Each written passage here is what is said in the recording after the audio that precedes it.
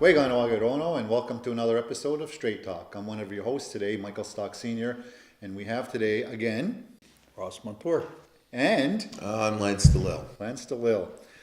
As you see, Lance has changed a little bit because usually Chrissy's here, but she's away for school, Work. for work.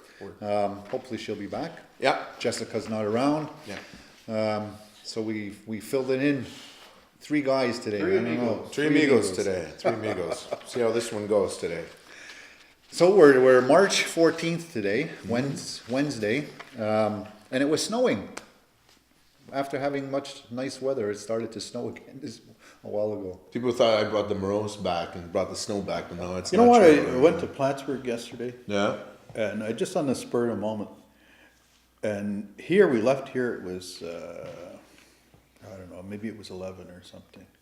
But we got to Plattsburgh, and plus it was gray and overcast over here. And by the time we got to Plattsburgh, just 45 an hour away, 45 minutes. There was sun. It was 17 degrees. Take your jackets off, and there's a big difference. Yes. So I say go south. You're going south soon, aren't you? Keep my fingers crossed. We'll Keep see your what fingers happens. crossed. Keep my fingers crossed. I hear you want an all expense paid weekend in Plattsburgh, It's or is it Plattsburgh. Altoona? Altoona?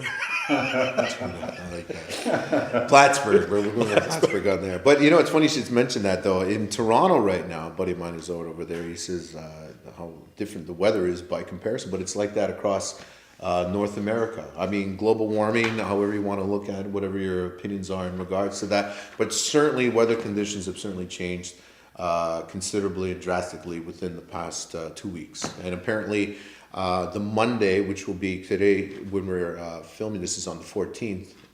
The Monday, I believe it's going to be plus 17.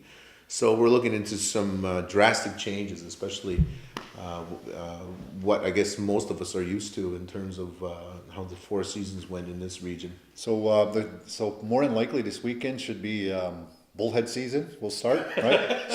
First time we hear the thunders, and yeah, then we'll get going with that for sure. Please don't burn no tires on that though. So not only is the weather physically changing, the weather in the community and the temperature is changing.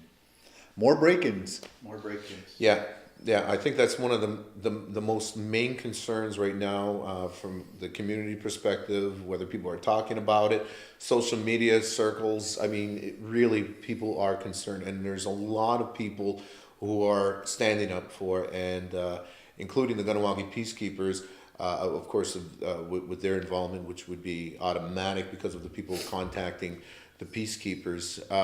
Today, when we filmed this, we got an exclusive picture and also a interview with the Kahnawake peacekeepers today. So we're going to go to that footage right now. There's an interview that was conducted earlier today with Clint Jacobs from the Kahnawake peacekeepers. Okay, what we have here is it's a vehicle of interest. I guess it was recorded on video from AJ Tobacco. Traveling on the OCR heading westbound towards Chateauguay. This was recorded at about 5:31 a.m. on March 7th. It tends to be a red pickup truck, possibly a Chevy or a GMC vehicle. It does have a elongated cab for people to sit in, a king cab, I guess, and obviously other vehicles had passed at the time. But this one is of a particular note, so we're just asking the public's assistance in any tips or information that if anyone was in the area at the time, has seen this vehicle, if possible, they could give the information to the peacekeepers.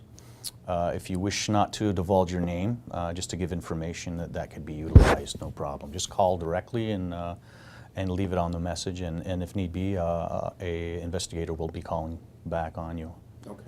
If you want to, I think the best overall means of preventing break-ins is have somebody house sit if possible. If not, have someone that constantly checks your residence. Go in there and make it look lived in. Have vehicles parked in your driveway. Have lights change. Like I said, it's common sense to look like your residence is lived in, It's not advertised.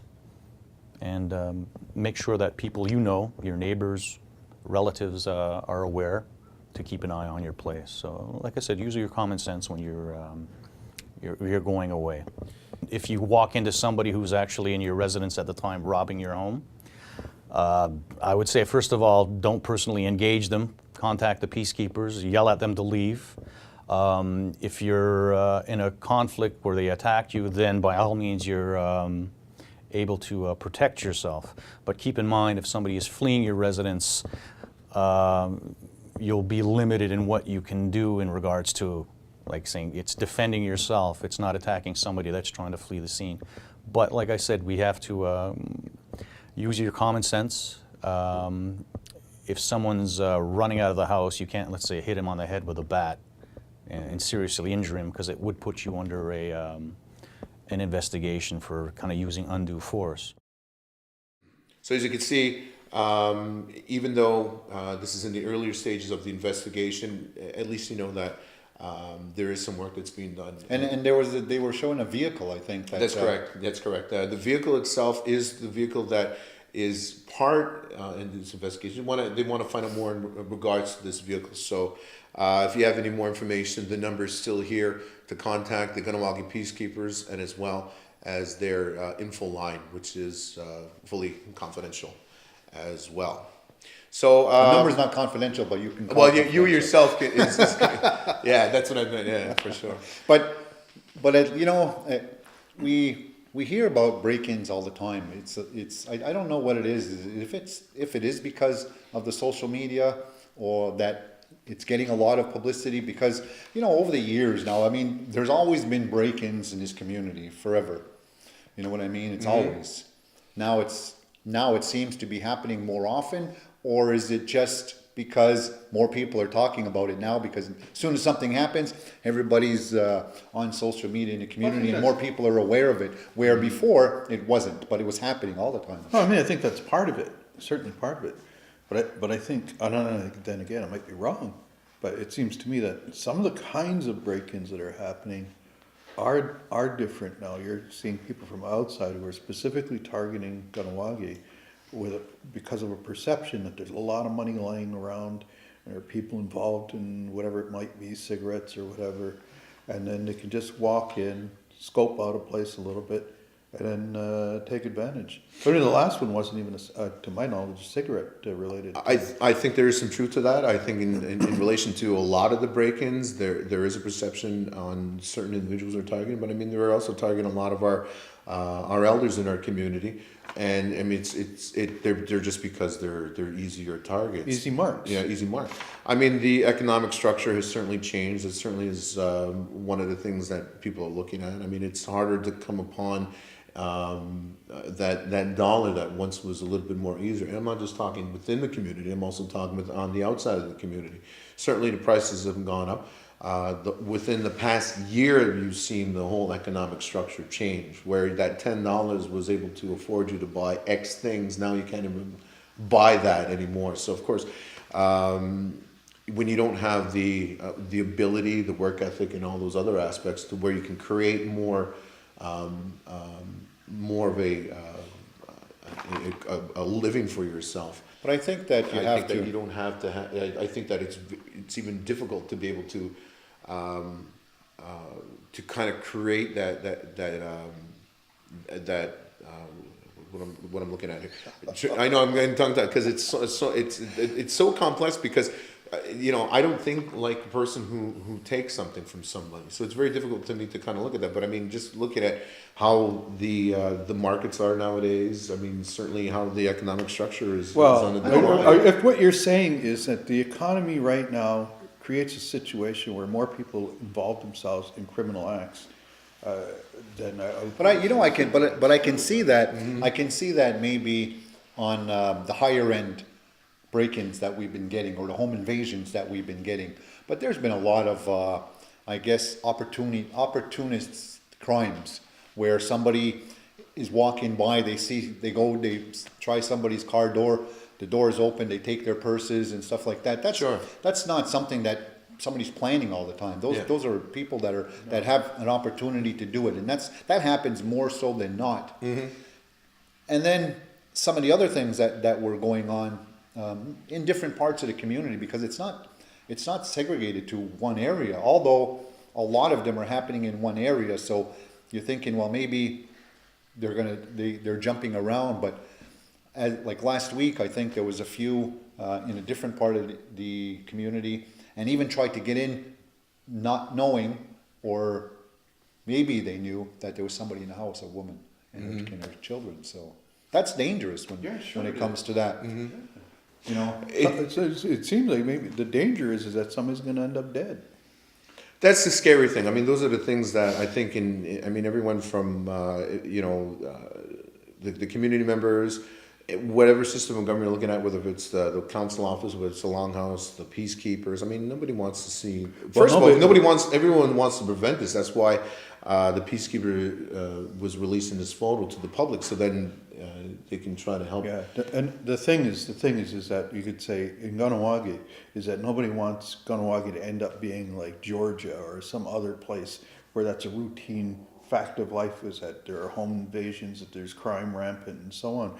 People are used to of a certain generation for sure, and some of them that are being victims Right. recall growing up in this community where you could leave your door unlocked. You didn't have to worry about somebody coming in and tying you up in duct tape and I think terrorizing you. I do think that we talk a lot about that, and I've heard that many times over, where people do remember that, and I mean certainly a lot of the elders in our community and can recall that. But what is interesting, what you said too, is how the social media has generated a few things. One, for instance, people are very opt to tell people that I'm going on vacation, I'm going here, I'm going there, and then a lot of people will look at that, especially if they have open Facebook sites, where they can look at that, and then that's where the opportunity strikes. so you have to be careful in anything. I mean, it's nice to say that you're going away on vacation, but not only good people are following those sites. Some of the people that are going to look at doing something illegally could possibly happen. Anyway, we're going to talk more about that and other things on our show. But first, we're going to take a quick break, and we'll be back right after these messages.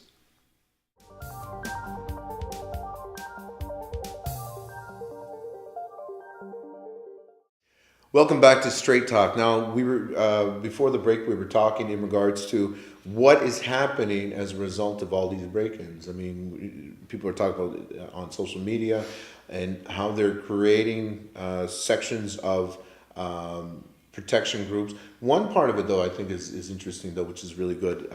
It's now you're seeing more people now looking at who's coming in their neighborhood, who's at their neighbor's home and everything. And That's important, though. It is important. It's always important, but now, and social media has its good and bad. Yeah, things, sure. Yeah. But in these circumstances that have been going on with a lot of break-ins, people, if it happens to them, they're on their computers and they're telling other people in their neighborhood. They're watching out for each other a lot more, and people are more monitoring that more.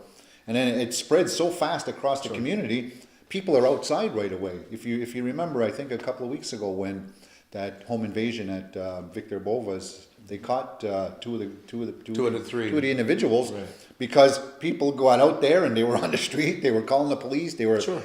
police were all over the place, and that's the positive thing about that. And then, keep that up. And Yeah. and if anything that you're not sure of, definitely call the police and let them do their job. Don't go out there because you don't know who it is. It's the same thing. I mean, like when people all had radios in their homes. Yeah. Back in the late Used to have 80s, early CBs 90s, and and stuff, CBs, and yeah. everyone had that, right? So I mean, it all works in the same thing. I mean, communication certainly is the strongest method of prevention here, and being able to talk with people and discuss things. The concern is always when you're dealing with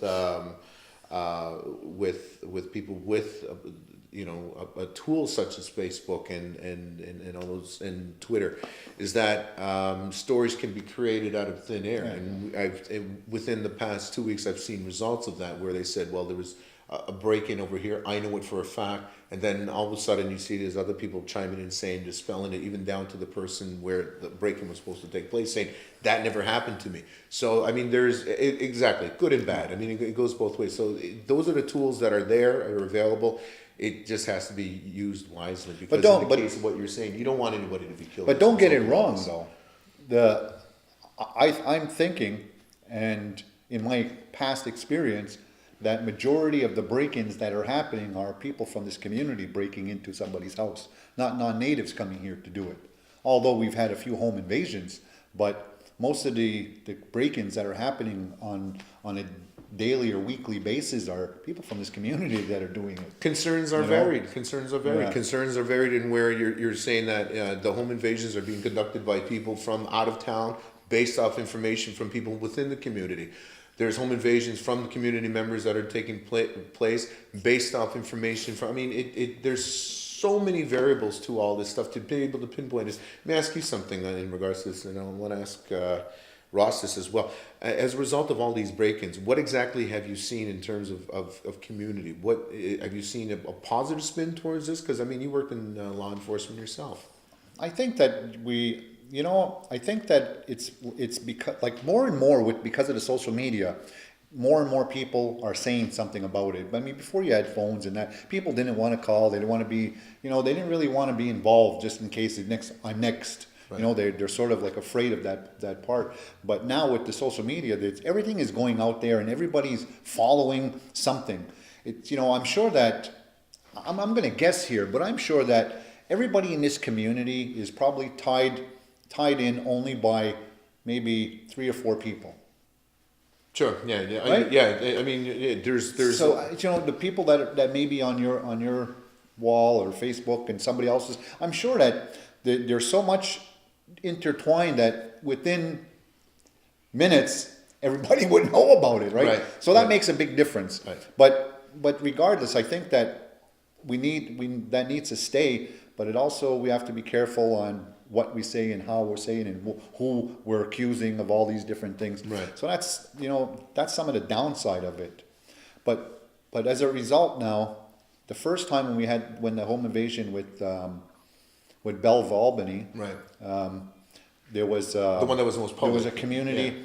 There was a community group that had gotten together and were talking about the safety and security of the community, and there was a big movement for a while, which we've seen over the years, and then now it fizzled down to really nothing. I'm sure that people are still doing that. Some individuals are still going out patrolling.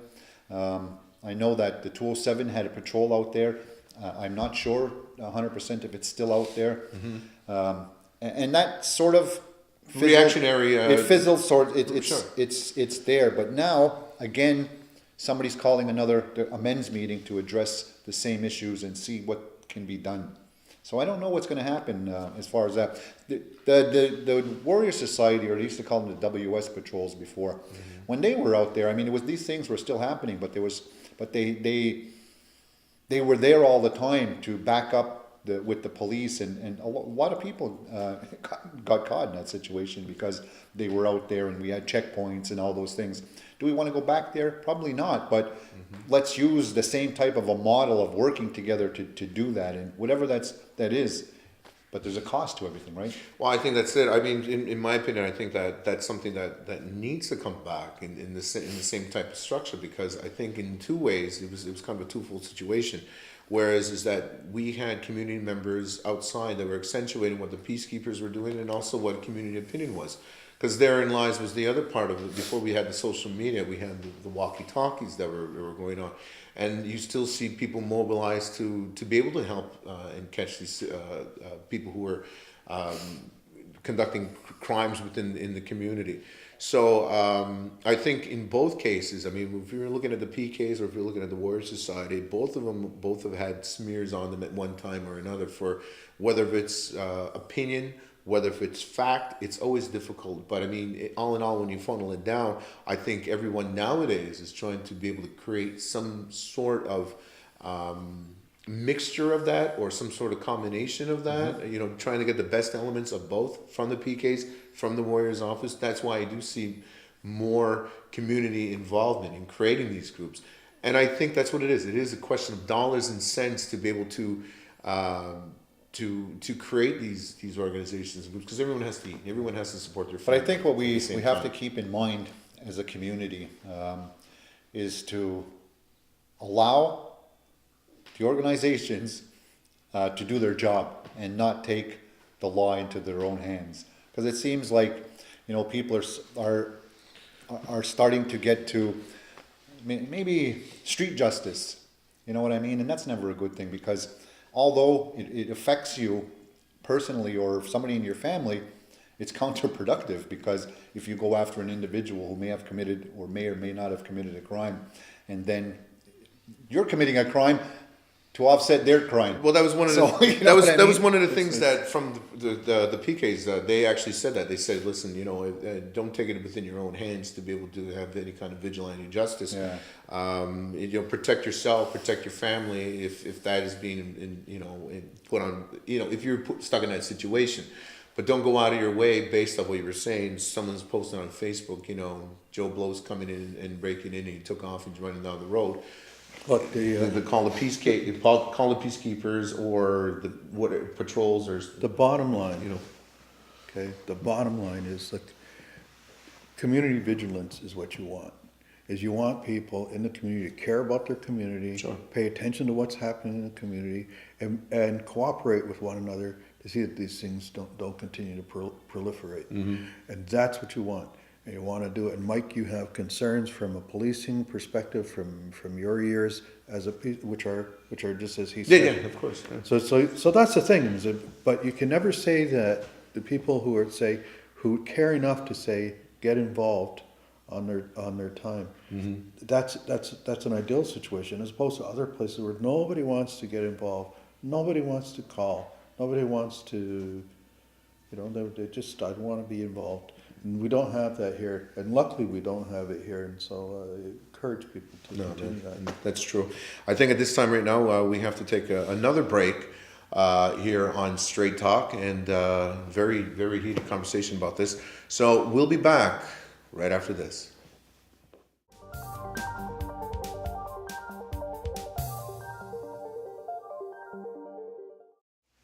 And welcome back to Straight Talk. If you're just tuning in, we have been talking about the issue about crime in the community and the responses to that in terms of the PK response as well as community response. But now we're going to kind of segue into something else that was just out in the news. Lance, can you fill us in a little bit on the background? Is apparently now there's going to be a task force set up to deal with elements of organized crime. This was brought to my attention actually from Mike, and so I tried to do a little bit of quick research on this. So I did, and according to reports, is that the Ganawagi peacekeepers are looking to get training in SWAT tactics. Mm-hmm. So there was a press conference that took place this morning as we're taping this. We didn't get a chance to get down there. And it was unfortunate because the interview was with Chief Lloyd Phillips, who actually is quoted in the CBC article from their website. But he's talking about, I guess, trying to get the Minister of Public Security to be able to give more funding to bolster the police's budget in order for them to be able to fight crime and to put a drug task force into place, as well as SWAT tactics, whatever that means, by the SQ. Right. You know, it's sort of an area that, what do you do? I can understand that they're doing it. They're saying that that we have organized crime in this community. You know how that goes, eh? It's been here for so long that all of a sudden elections are coming up, and now we're asking for help from the public security minister. Do you think that's for budget? I don't know. I you know what? Do you think that's where it's stemming from? Do you think it's based off because of elections coming up, or casino issues, or You know what? Let's just look at it on face value for face now. value? Okay. Let's just look at it on face value.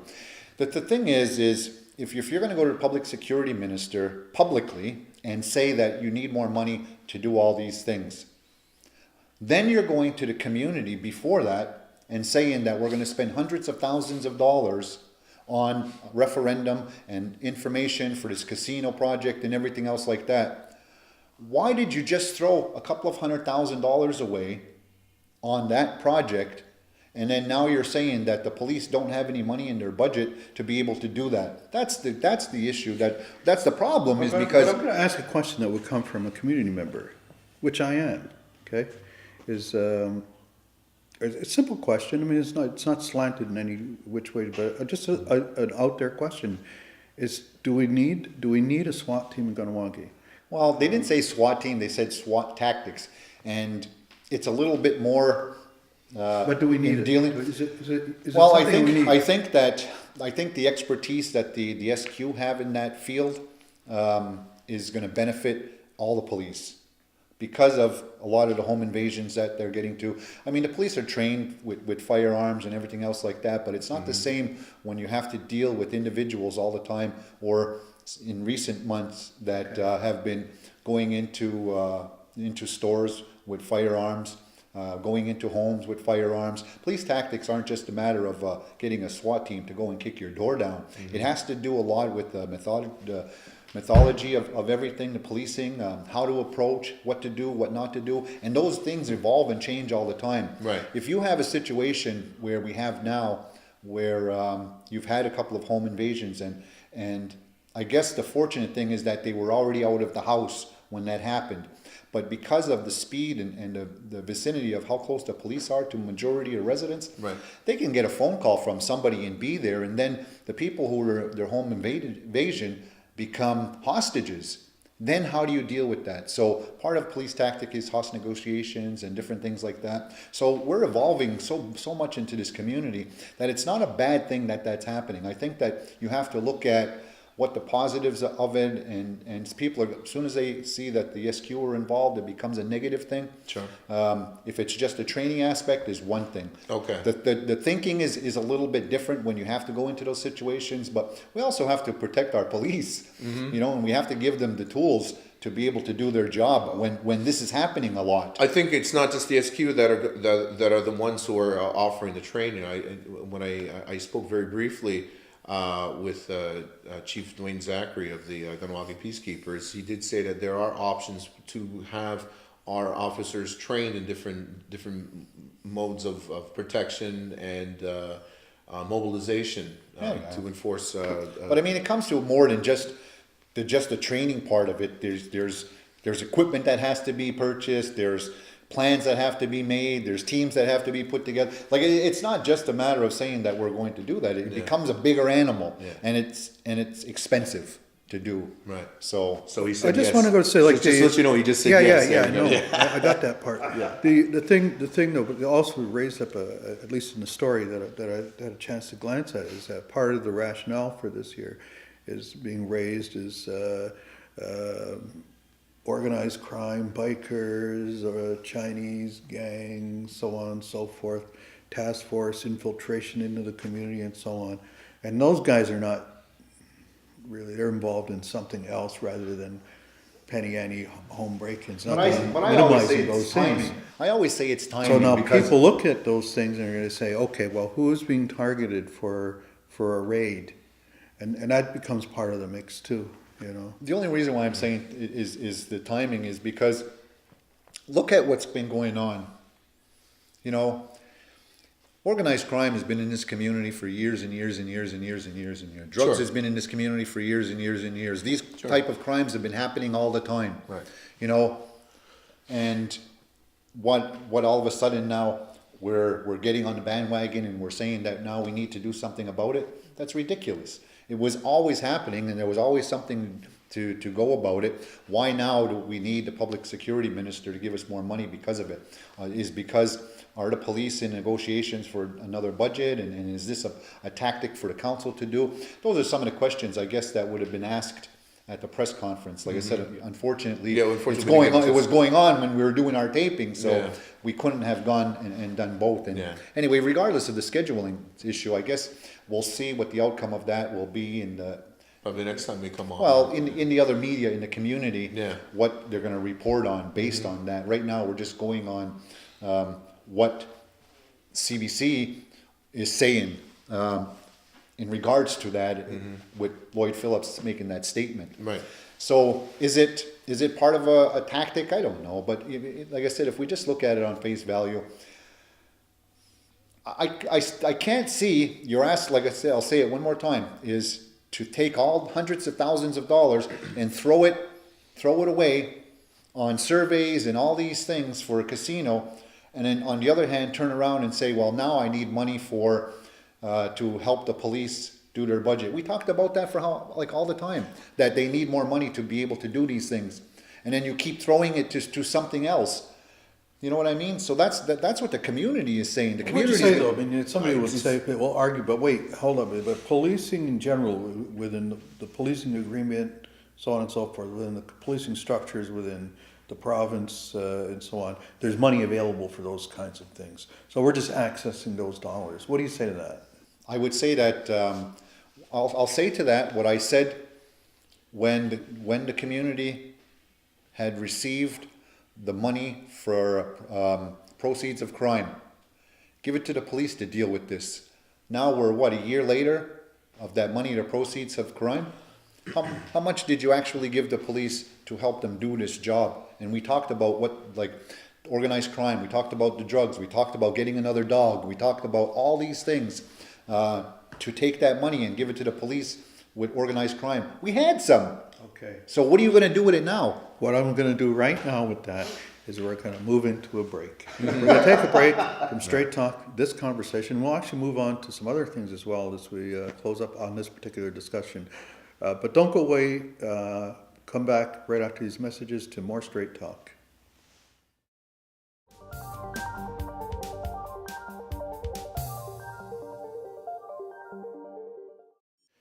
Welcome back to Straight Talk. Again, we're talking, it seems exclusively on this particular program, we're talking about the issue of security within the community. And one of the things that we found today, and Ross, if you don't mind if you can pick that up there today, we found on the website was the actual story. The actual story, okay, Yeah. regarding Kahnawake seeking Quebec's help is CBC News that was on the web today. Right. And it says that the Mohawk Council of Kahnawake is seeking the help of the Quebec Public Security Ministry to help its peacekeepers fight organized crime. Okay, it wants to set up, and this is a quote, it wants to set up a SWAT team made up exclusively of Mohawks, but trained by SQ experts in organized crime.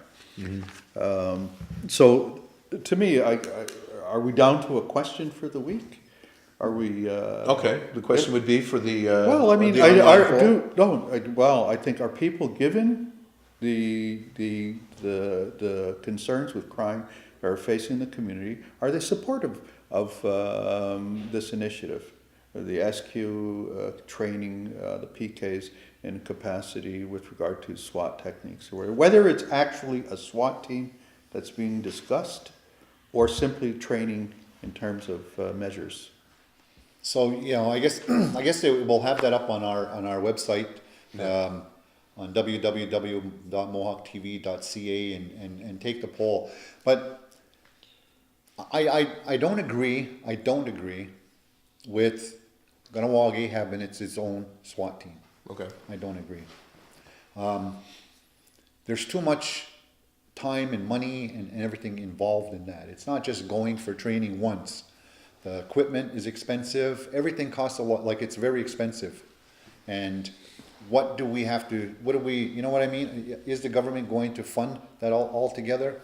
Some of the train of thought here is that years ago, maybe in 2000, I was at a meeting of First Nations police in all the Mohawk police You were across. being a former you were a peacekeeper at the time. Yeah, I was a chief of police at the time, but Okay. it was all the Mohawk communities got together and we were throwing ideas together to do this. Kanesadake, Aguzasne, There was Tyendinaga, Six okay. Nations, Oneida. They were all sitting at the table. All the police chiefs and their technicians were there talking about Mohawk SWAT. Okay. That if any community needed a SWAT team, instead of calling in the OPP, instead of calling in the SQ or anybody else, we were going to do it. But when we looked at it, the cost was too high. The cost of equipment, the cost of training, the cost of mobilizing everybody at the same time. There was so much money that was involved in it that it wasn't feasible. What was the reason why in wanting to have this as a exclusive all native task force? The train of thought at the time was that that our communities are not open to outside forces coming in. The mythology and the thinking of SWAT is to go in to rectify a situation. It's like that's the last line of defense. Okay. If they can't do it, then they're pretty clear on how they're going to deal with it. And Right. in the history, it shows that SWAT at the end of the day usually will shoot, whereas that's the way of the thinking because it's a paramilitary force inside a police department. I'm not saying that may happen. I mean, I've been in situations where firearms were involved and I had to pull my firearm on many occasions, but I never pulled the trigger. But my thinking is not the same as somebody that's in a paramilitary situation. Well, no, people are trained It's reactive. to come to a It's certain, reactive. yes. So Right. you have to come. There's certain got to be conclusion. a resolve somewhere. Right. So everybody sitting at the table at the time felt that if that was going to happen, then there has to be a lot of things that you have to look at, opposed to just saying, okay, let's agree that we're going to put a Mohawk SWAT team together. I don't know if that's what they're looking at doing. I don't agree with it, but I don't agree. I don't think that that's what they should be doing. Maybe having some training in that to be safe. Right. But like to me, like we were talking earlier about the idea that some of the home invasions that have occurred in the community, that people were already gone from the situation by the time the Peak case were there. But if there was a hostage situation, what you would want is somebody who is trained in hostage negotiation. I think that I think that some of our police here have gone to school to do that. But I wouldn't want them negotiating.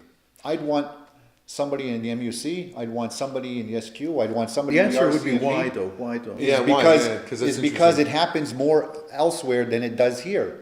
So just because you take training, and if you've never used it in the last 10 years of your training, experience, that would be yeah, the sole reason. 100%. But You want people would say, somebody. people would say David Cross.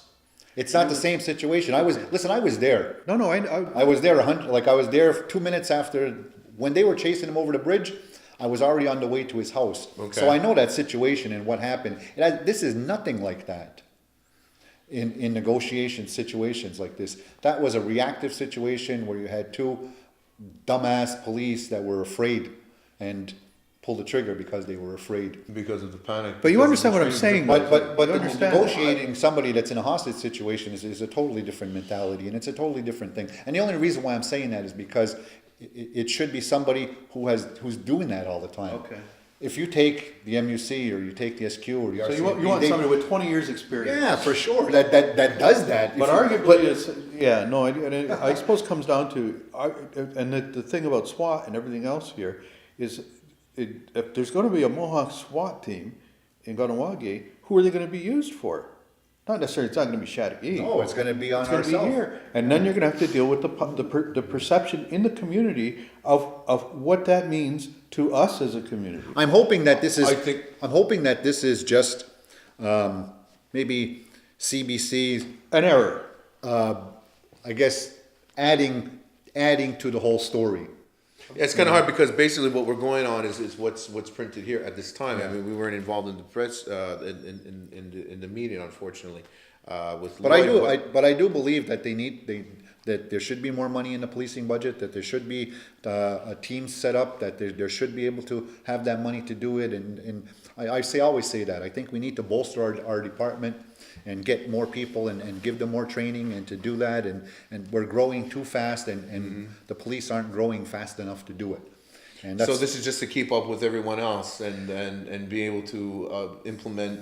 It's kind of like what you're saying. I understand what you're saying back in 2001, I believe, when you had all the other chiefs together, that there should be an organized group within all the Native organizations to have an organized Native SWAT. one of the /task reasons was because it But was a that- shared, because they would share the cost. Yeah, It wouldn't be just one, it would be I don't cost think, sharing. logistically though, I mean, if you had, say, somebody, the team, as I understand it though, and I could be wrong, but logistically, it's how do you get people to a given spot, which may be 300 miles away, in time for an event? Well, that's what we was that is talking about, the breaking on the logistics of ground? it. Yeah. There's It a just lot of doesn't things work. that happen before you even call in a SWAT team. It's not like the California situation where two guys are going to rob the bank and you have AK-47s and you know what I mean? Right. It's a different situation. Right. We do need somebody, we do need more money for the police. We do need better training. We do need all these things. Yeah, I think that So- part is established. I think So you, it's you not, definitely, yeah. so I don't think I don't think that's an issue. If that's the whole picture, then yeah, it's a good thing. But it's just the idea that you're saying is that community members being involved in this type of SWAT organization that according to the CBC article is kind of situated. If it's accurate, but I mean, it is what it is. Yeah, but and it's a good perspective because I think now as a community member, because I think from your perspective, obviously you have still the mindset of a peacekeeper. Very quickly though, for you, what's your opinion on this? No, I just, all I'm gonna say is that the questions are there to be raised. People would be concerned. I mean, I don't think anybody in the community would argue that we should do what we need to do to protect our community from crime. Sure. Pure and simple. Right. And and anyway, there's this things about all this and the crime and all these things that are coming out. It's all people are still saying that what happens if there's a casino? Is this going to magnify itself, or is it just going to stay a steady pace? You know what I mean?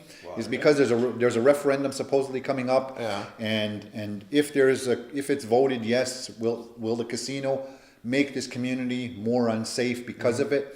I don't know. But we had a poll last time on a show. Yeah. And the question on our website was, will you participate in the casino referendum?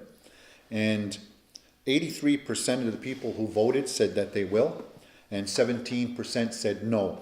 That doesn't necessarily mean that they're going to vote yes or no. It just means that they're going to They're participate. going to be involved. in that way. So I think that's a good mix of people. If you're saying if they're saying 83% of the people who had actually taken a poll, I don't know, maybe there was only 10 people, I don't know, but 83%. This will not go unopposed. That there are people already discussing the formulation of a group in opposition to the project. And all we're speaking to here is, as you say, is the number of people who said they would take part in the referendum process. I think at this point, Yes or no? I think we can talk about this, almost ad nauseum at this point right now. But unfortunately, we've come to another end of Straight Talk, Mike. Yeah, so the question about the SWAT team, was that the question that you were thinking about? We'll be on our website. It's at www.mohawktv.ca. If you have any questions about this show or any of our shows, you can email us at mohawktv@hotmail.com or call us at 450-632-NEWS. That's 450-632-6397. That wraps up another show. Thank you very much, guys. You're welcome. It was We'll good. be back again, and we'll talk more about the referendum and the casino and everything else. So once again, Ganawage, Nyawa, and Onigiwai. Anna.